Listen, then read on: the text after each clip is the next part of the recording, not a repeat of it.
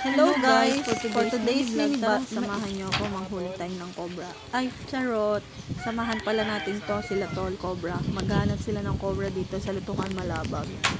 Ayan guys, nag-i-intro sila.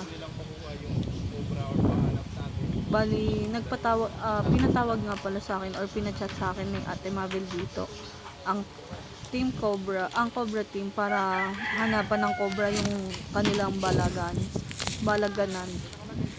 Ayan, nandiyan si Konsehal Kano, si Kuya Atoy, si Jumong Kidali pagla-live.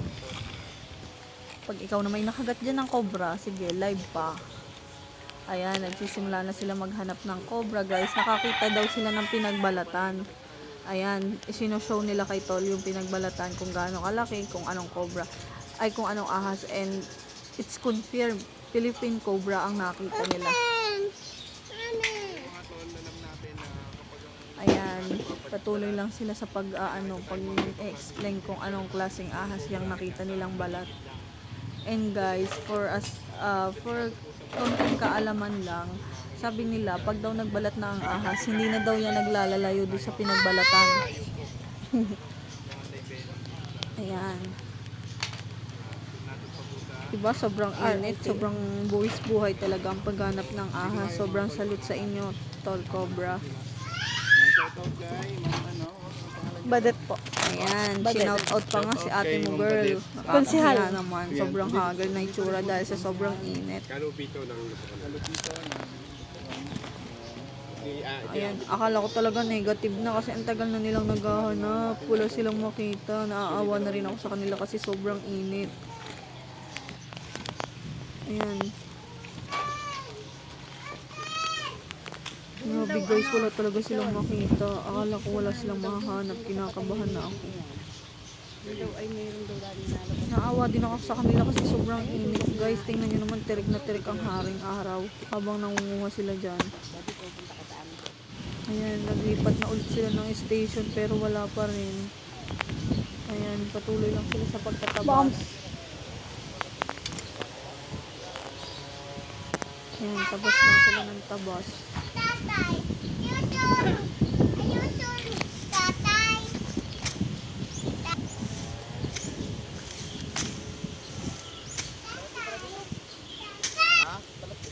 May butas pati, ayun. May balat?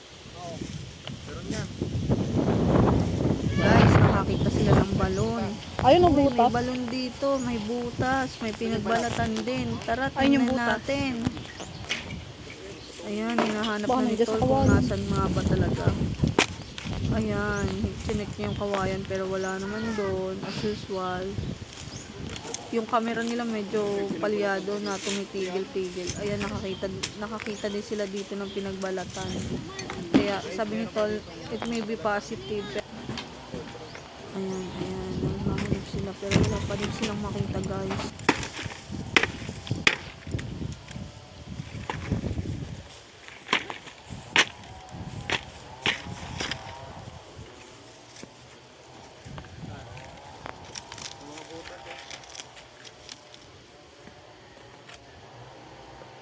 Ayan, napasukan na yata ng cobra ang Tol, ang boots. Pero hindi, pinagpag niya lang. Ayan, hanap lang si Tol. Ay no.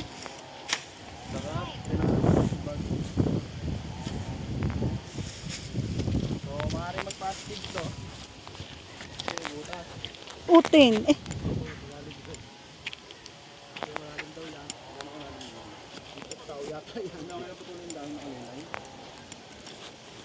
Ikot tao. Art pala may lilom.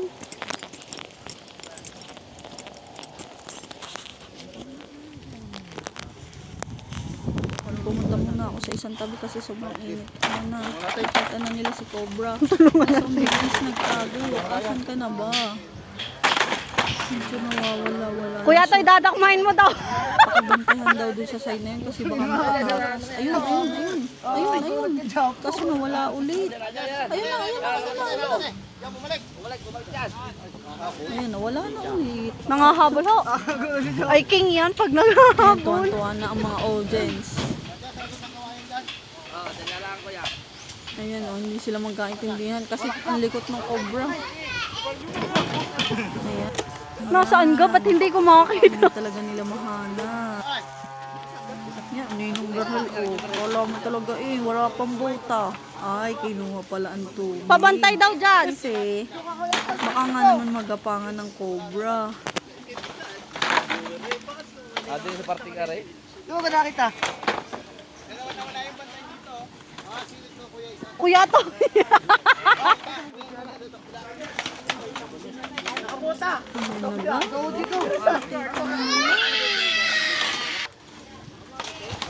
Ang bilis.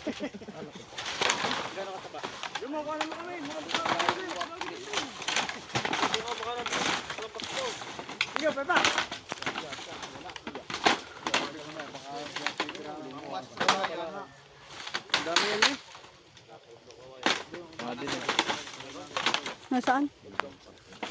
Andini daw sa pusngo. Hindi, sa parting aray. Sa gitna ako.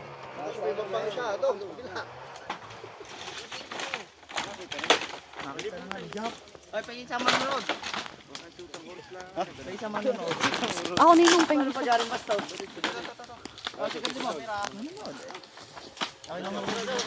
Utang, baka matakbo sa akin. Ay nako, ano ba yan? Ang tagal naman makita. Ayun na, nakita na nila. Hindi ko na video kasi kinat ko na, nababagalan ako. Nangangalay na ako maghawak ng cellphone ko. Agad nakita din nila. Kaya hindi ko na videohan. Ayan na, si Cobra. Basic. Gusto ko nga sana hawakan kasi baka makagat naman ako. Kaya ayan. Guys, na-rest ko ng isang cobra, may ibuhay na namang naligtas. Kasi sabi nila, ang ninang ko daw laging dyan nagtatambay pag nagpapanik ng paghahalaman. Ayan, o tamo, ang laki ng cobra. Di ba makakapatay na yan? Nakakuha po tayo ng isang Philippine Cobra bagamat marami. Wala ka nang balak mag-asawa. Hindi po natin sila mauubos. So titignan lang natin yung yung magagawa natin. Kung ilan lang po yung makukuha natin na cobra dito sa kanila. Dahil po napakalawak ng open area. So bagamat nakahuli tayo, hindi natin makukuha ang cobra. Dito sa lugar na to, dahil ito po ay habitat na. Request lang po nila na sana makuha natin yung pinagbalatan or yung nagbalat na cobra.